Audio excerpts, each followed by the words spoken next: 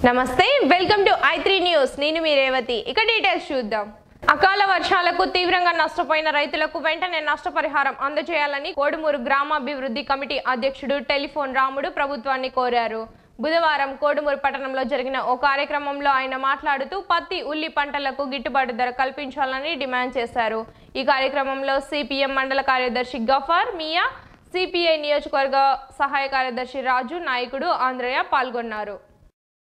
సకాల కట్టలేరు వీళ్ళకి లాభం రాదని చెప్పి వాళ్ళకు తెలుసు అది వేరే వాళ్ళకి అయితే ఇస్తున్నారు కానీ లోన్స్ ముఖ్యంగా రైతులకు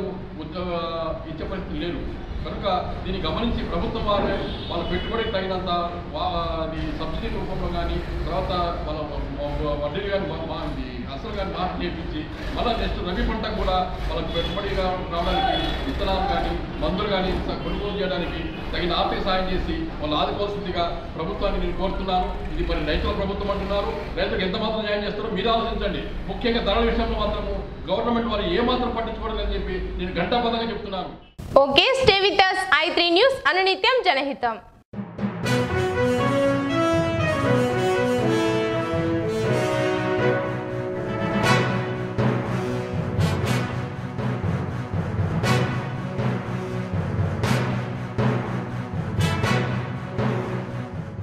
ఇలాంటి మరెన్నో లేటెస్ట్ వీడియోస్ కోసం మా ఛానల్ ను లైక్ చేయండి, సబ్స్క్రైబ్ చేయండి మరియు పక్కనే ఉన్న బెల్ సింబల్ ని ప్రెస్ చేయండి.